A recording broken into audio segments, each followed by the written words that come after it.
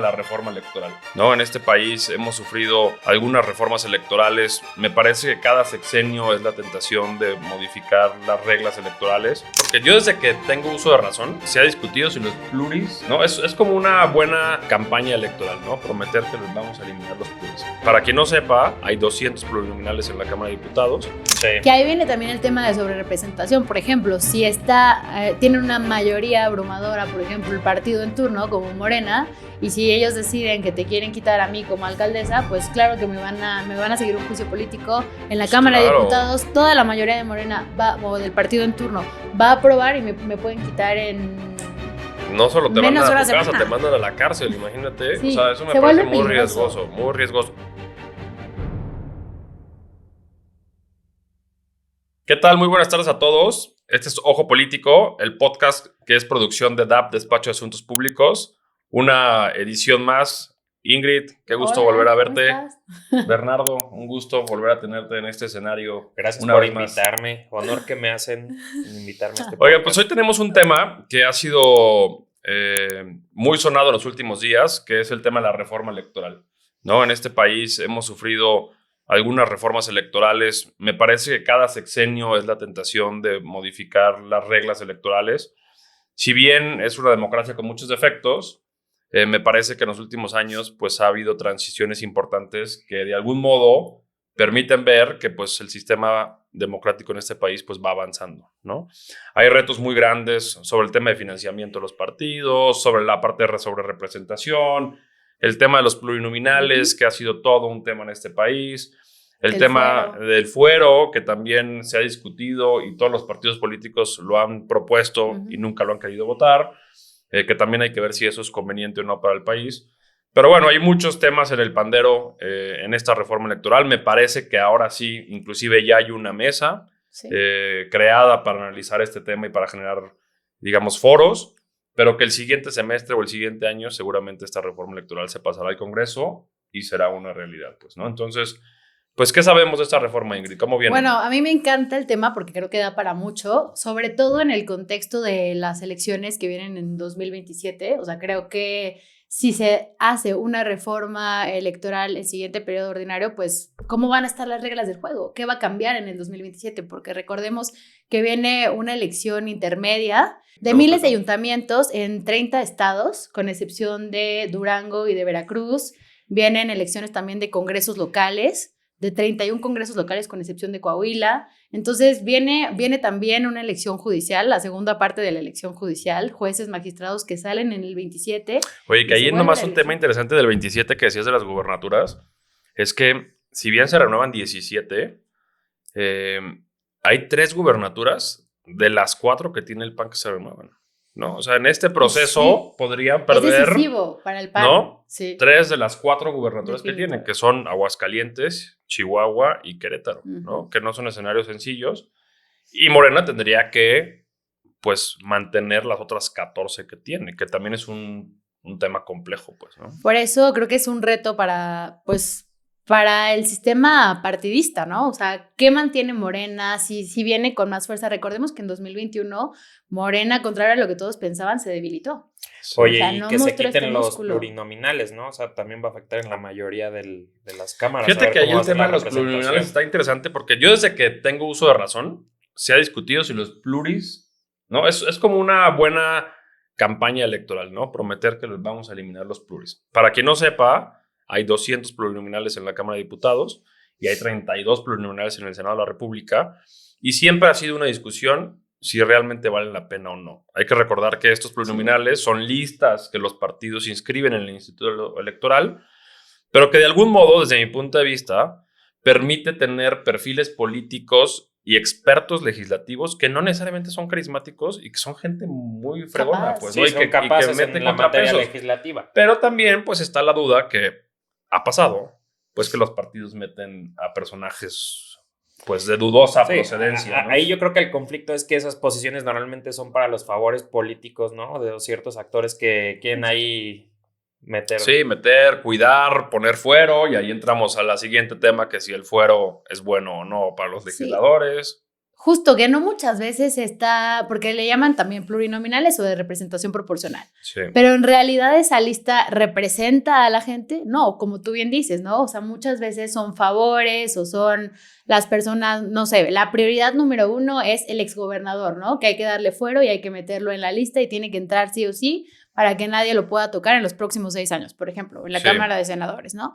Entonces creo que es un tema que ha dado mucho para discutir, que se ha movido. En 1977 Reyes Heroles propuso que fueran solamente 100 diputados El tema del plurinominales. fuero siempre ha existido. Exacto, sí. Siempre. Siempre ha existido y siempre ha sido, pues se ha tratado de maniobrar. Reyes Heroles modificó a 100, luego Bartlett intentó modificar a 200 y así es como ha persistido hasta ahorita. Entonces, a ver cómo lo hacen. Lo que ha declarado Pablo Gómez es que va a seguir los plurinominales, pero van a haber un mecanismo distinto para que en realidad puedan ser de representación.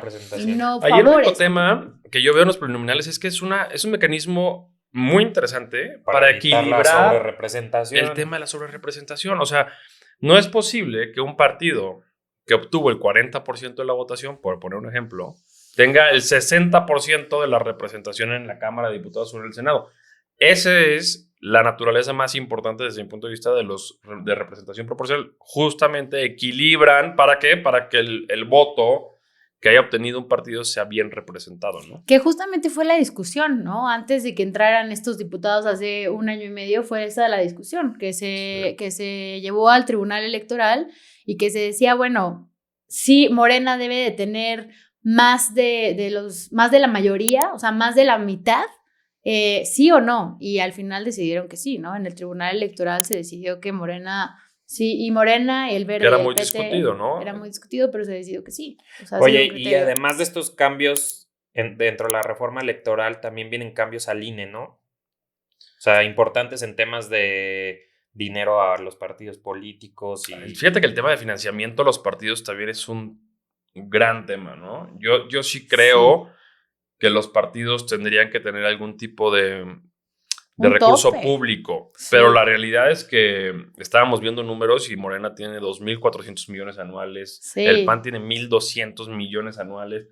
¿Dónde para ese dinero? Pues no, es muchísimo dinero, pero también quitarle el dinero a los partidos, desde mi punto de vista, también debilita la parte de equilibrar de algún modo la participación de estos partidos, ¿no? Y justo ese monto que dices es nada más para actividades ordinarias, pero además tienen otros rubros en donde siguen recibiendo más recursos. Yo creo que, como bien dices, está bien que reciban recursos, pero ¿cuánto? ¿Hasta dónde? O sea, ¿cuál es el tope, no? O sea, 2.500 millones de pesos. ¿Qué haces con todo ese dinero? Me parece que también parte de ese dinero debería ir al INE para que tengamos procesos mucho más elaborados o con fuertes, más tecnología, ¿no? Más seguridad. Claro. El voto de la casilla electrónica, desde mi punto de vista, tendría que ser un súper tema. Que fue un ejercicio que ya se hizo en Coahuila. Ya se hizo en Coahuila y funcionó. Funciona bien. Yo también inclusive alguna vez probé una máquina del Instituto Electoral de Jalisco, creo, en ese entonces, y tú votabas y te emitía un ticket, ¿no? Y lo guardabas en una urna. Entonces, si había en un momento dado una discusión... Había un doble check. Pues había un doble check, porque sacabas de la urna la impresión y veías, pues PAN, PRI, PRD, ¿no? Yo creo que hasta da más certeza a la ciudadanía el hecho de que haya el voto electrónico. Y la velocidad. Deberán de ocupar esos recursos para transitar hacia allá, ¿no? Imagínate, tendríamos un PREP, o bueno, ya no sería PREP, un resultado a la media hora de cerrar casillas. Y más con la supercomputadora que ayer anunció la presidenta, que ya tienen y que va a ser la más poderosa de América Latina, bueno, también eso debería de meterse, ¿no? El tema de la votación electrónica. Yo creo que es un tema muy importante y creo que debería de irse para allá los recursos y no reducirle, porque también hay una discusión en donde están señalando que al INE se le deberían de cortar o reducir los recursos, porque hablan de que una elección cuesta más de 25,000 millones de pesos. Entonces estamos gastando cada sexenio para elección presidencial más de 20,000 millones de pesos. Oye, Ingrid, ¿y quién está en esta mesa? Digo, me queda claro que la preside Pablo Gómez, ¿no? Me parece que es un tipo muy reconocido en la izquierda de este país. Sí, con mucha experiencia. Con mucha experiencia. Él ha estado en las reformas pasadas electorales. ¿Quién más está? Bueno, también tenemos a Pepe Merino, tenemos a Ernestina Godoy, a Rosa Isela Rodríguez, la titular de Gobernación, al exministro Saldívar, que probablemente... Veremos si puedan seguir, porque algunos de esos podría acabar fiscal en Exacto, unas horas, pero exacto. ese será otro tema. Exacto. Entonces, bueno, lo que están haciendo esta comisión presidencial que ya se anunció desde septiembre es recabar toda la opinión de la organización civil, todos los actores políticos, de la academia, para consagrar un documento en donde se pueda presentar ya una reforma electoral para el siguiente periodo. Ellos están todavía realizando estos foros, siguen en todo el país, se dividen, cada uno está en diferentes estados. Y lo que dicen es, en enero vamos a presentar una reforma electoral para que sea discutida en el Congreso. O sea, en enero ya. En enero. Aquí lo interesante sería ver qué tanto en la historia de este país o en la parte legislativa han funcionado estos foros, ¿no? Me queda claro que se ha puesto de moda en los últimos años en las reformas controversiales hacer foros regionales, locales, nacionales para entender de ida y vuelta la sensibilidad de la sociedad. No necesariamente eso ha sido bien recibido, ¿no? O garantiza, porque hay muchas opiniones que a veces pues no son escuchadas. O son incómodas. Y creo que también ahí entra un poco la función del cabildeo, de encontrar quiénes son los actores que realmente puedan modificar esa redacción o esos proyectos, ¿no? Yo sinceramente creo que esto es un ejercicio en donde sí se le está dando voz a quien quiera participar, pero al final, pues... Sí, falta que realmente sean este tomadas comité en cuenta. va a integrar lo que ellos consideren que es lo mejor, ¿no? Sí. O sea, creo que... Y digo, me parece que es un comité presidencial bastante plural. Robusto, con experiencia. Entonces, yo creo que van a hacer una buena propuesta de ley. Y bueno, ya veremos en la Cámara de Diputados, senadores, cómo se discute. Y no sabemos Cámara de Origen, ¿verdad? No se ha mencionado si es Cámara de Diputados, Cámara de Senadores. Solo ha mencionado Pablo Gómez que todavía no se tiene un proyecto, que están escuchando todas las voces y que en enero será presentado. Así se comprometieron con la presidenta. Entonces, tendremos que esperar, vamos a ver. Pero también hay un tema interesante, el tema de la revocación de mandato, que hace unas semanas intentó el diputado Ramírez Cuellar presentar una iniciativa en donde él decía, bueno, la revocación de mandato se va a hacer, pero aprovechemos las elecciones del 27 para que ahí en la boleta se meta si la gente quiere que continúe la presidenta Sheinbaum o no. Esto ha sido muy controversial. Así, ya tuvimos una, ¿no? Ya tuvimos una, la de Andrés Manuel. ¿En el 21 fue? En donde solamente participó el 17% de la población. Recordemos que para que sea vinculante tiene que alcanzarse el 40% de la votación. Aquí meramente fue simbólico la participación de la gente que decidió ratificar al presidente. Pero bueno. Me parece que también hay un truco del partido en el gobierno en el tema de revocación de mandato, porque a fin de cuentas ponen... es bien sabido que un candidato a la presidencia jala mucha votación, ¿no? Claro. Andrés Manuel lo hizo. Y entonces puede ser un mecanismo donde pongas a tu figura política más importante del momento para jalar una votación hacia tu partido. Me parece que es un arma ahí de doble filo, ¿no? Y que creo que así lo está viendo la oposición, así lo están viendo y por eso estaban en contra y por eso pidieron tiempo para que esta iniciativa se aplazara y no fuera aprobada porque tenían previsto que se aprobara así como entraba. Entonces, creo que por eso hace ruido con la oposición porque trae este truco en donde tú pones a la presidenta y la gente pues va a votar todo por Morena, ¿no? Pero también lo que planteaba, por ejemplo, el senador Anaya es, pongan a la presidenta, pero también pongan a los gobernadores. Eso ¿no? está interesante. ¿Y ahí qué pasaría?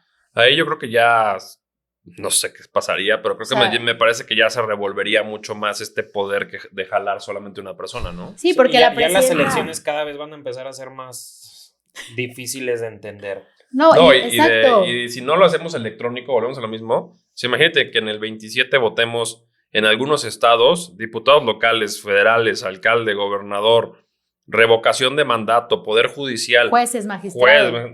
Pues vamos a tardar 4 horas y media votando. Pues, ya es leer un libro cada vez que vas a votar. Sí, o sea, recordemos que la elección de jueces y magistrados, esta elección que acaba de pasar, no sé si ustedes hicieron el ejercicio, pero eran como 7 boletas y era elegir juez de distrito en materia penal, en materia administrativa, en materia civil, o sea...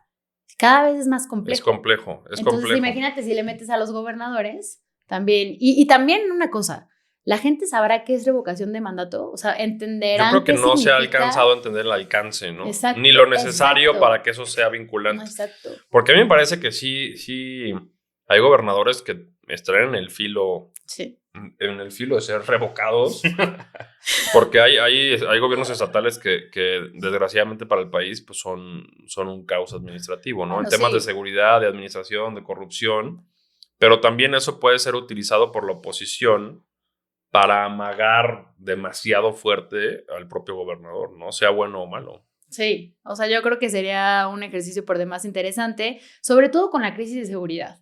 O sea, creo que en el tema, por ejemplo, gobierno de Michoacán, yo no sé cómo reaccionaría ahorita la gente si tú le pones la oportunidad de dejar o quitar al gobernador, ¿no? No, yo creo que lo corren. Pues yo creo que... No sé si sea lo correcto o no, pero me parece que el furor está al máximo y te hace ir, pues, ¿no? Sí, también, a ver, esos temas son decisiones de la calentura en el momento de la Sí. gente, porque si en ese momento hay algún tema coyuntural que la gente esté molesta con el gobierno del estado, pues lo va a querer correr. Si no, pues puede que transite. Entonces, Sí.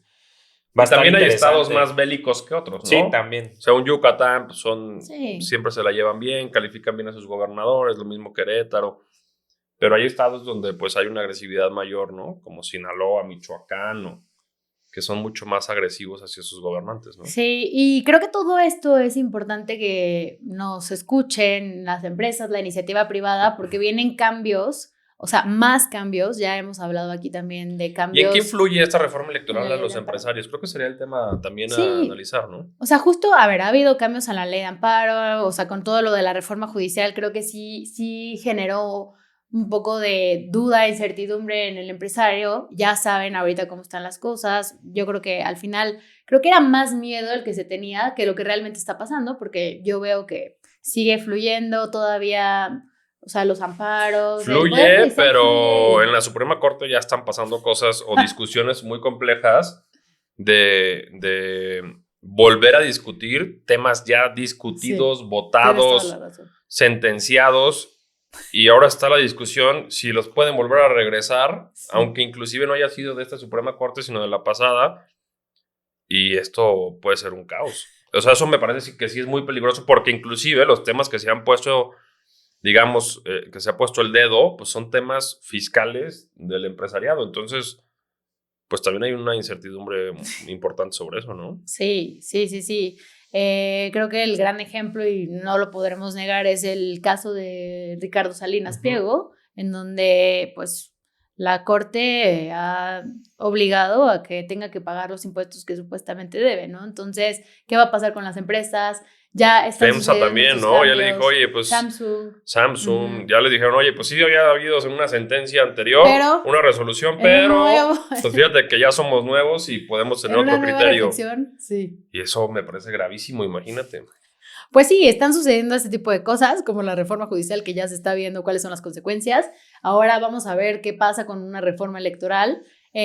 Yo creo que es bueno que conozcan como cuáles son los puntos que se están tratando de modificar y que evalúe la iniciativa privada de qué manera le pueden afectar. Yo no sé de qué manera puede afectar, por ejemplo, el tema de que le quiten fuero a los servidores públicos. No sé. Habría que analizarlo, ¿Qué pero opinan? me parece que el fuero en su naturaleza da una propia certeza al funcionario de ejercer su función, vaya la redundancia, de una manera correcta, sin tener implicaciones que puedan ser penales en el ejercicio de sus funciones, y correctas, no sé si me explico. O sea, imagínate que estemos amagando a nuestros alcaldes de meterlos al bote durante sus funciones. O sea, me parece gravísimo, no solo para como los Hasta para la ciudadanos. ingobernabilidad en Y entonces, algún ¿qué va a punto. pasar? Pues el funcionario que está en turno no va a querer tomar decisiones porque pueden ser Sí, claro. discutidas si cometió un delito o no. Entonces, me parece que esa es la naturaleza del fuero.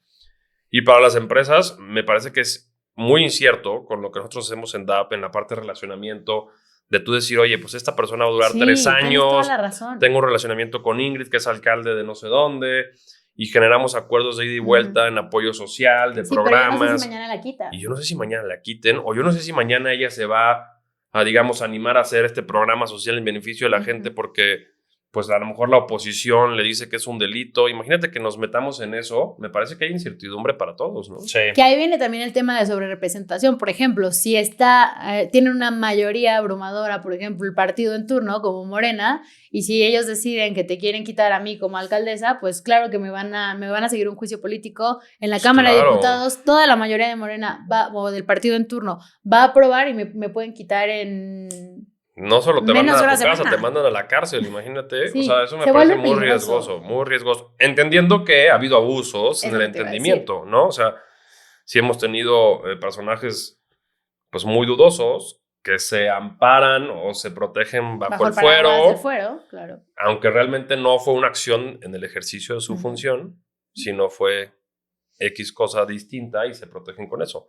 Ahí me parece que ya se desvirtúa esta naturaleza, ¿no? Creo que aterrizaste muy bien ahorita el caso del fuero y cómo le podría afectar a la iniciativa privada. O sea, me parece que lo aterrizas muy bien porque, claro, o sea, lo que quiere la iniciativa privada es tener un buen relacionamiento con los funcionarios, ¿no? En turno. Exacto, en turno, con los gobernadores, con los alcaldes, porque tal vez tienen ahí sus plantas y les conviene tener una muy buena comunicación, pero ¿qué pasa si de un día para otro los quitan? Entonces, creo que sí es importante que conozcan los impactos o lo que se está comentando sobre las reformas electorales para que sepan cuáles podrían ser los riesgos que correrían en un futuro o los beneficios. Sí, ¿no? y también yo creo que las empresas malo. tendrán que tener alguna difusión para sus colaboradores de cómo o cuáles serían las implicaciones del voto consciente, de cómo votar en el Poder Judicial otra vez.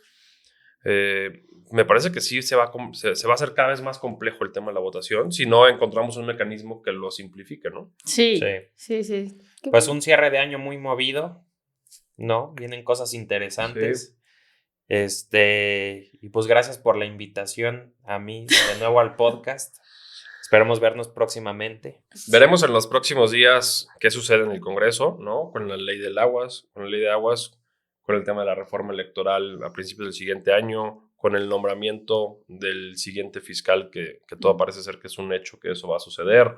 Con la reforma laboral. Con la reforma laboral, que viene también interesante. Entonces, creo que serán unas últimas semanas movidas en el Congreso, en el gobierno federal. Y seguramente iniciará también el siguiente año bastante movido, ¿no? Sí, creo que va a haber mucho de qué hablar el siguiente año y con la reforma electoral seguiremos también comentando. El siguiente periodo seguramente ya habrá algún proyecto y pues estaremos viendo que todo lo que dijimos se hizo realidad y viene en el proyecto de ley. Pero bueno, como dices, Bernie, es un cierre de año muy agitado, con muchas reformas y veremos. Y empezamos con todo, porque el 2 de enero, tengo entendido, empiezan ya las negociaciones formales del TEMEC. También. Entonces, también empieza el tema del tratado, que es un súper tema, ¿no? Hay todavía sectores que no logran aterrizar sus propuestas en las mesas de negociación. Y pues esto se va a estar moviendo. El TEMEC, sí, el Mundial, ¿no? También, que está amenazando al presidente de Estados Unidos con que quiere que la FIFA no realice aquí el partido inaugural, o sea, son muchas cosas. Hoy estuvieron en la mañanera, ¿no? Los 3 gobernadores, Jalisco, Nuevo León y Ciudad de México, que tienen sedes mundialistas. Jalisco promocionando quiere ser la sede del mundial más mexicana, Nuevo León el mundial más norteño y la Ciudad de México, no recuerdo cuál fue su lema, pero muy buenas las presentaciones ahí de los gobernadores. La verdad es que a mí me gustó. Por lo pronto Lemus anunció que va a estar Maná y va a estar Alejandro Fernández en conciertos. 2 jaliscienses. A los partidos de fútbol. El gobernador de Nuevo León anunció todo el tema de infraestructura y bueno, la jefa de gobierno también anunció todas las acciones que se están llevando a cabo aquí. Hay que invitar a alguien del Mundial.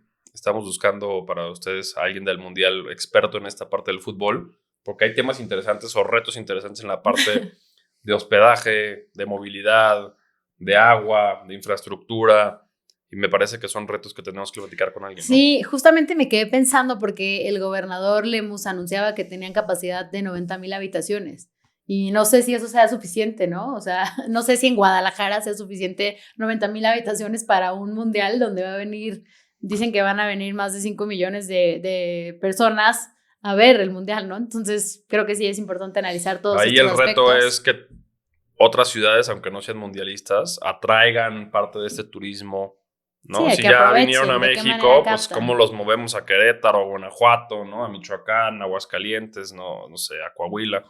Ese debe ser el reto, Aguascalientes. ¿no? Ujú. Sí, sí, sí.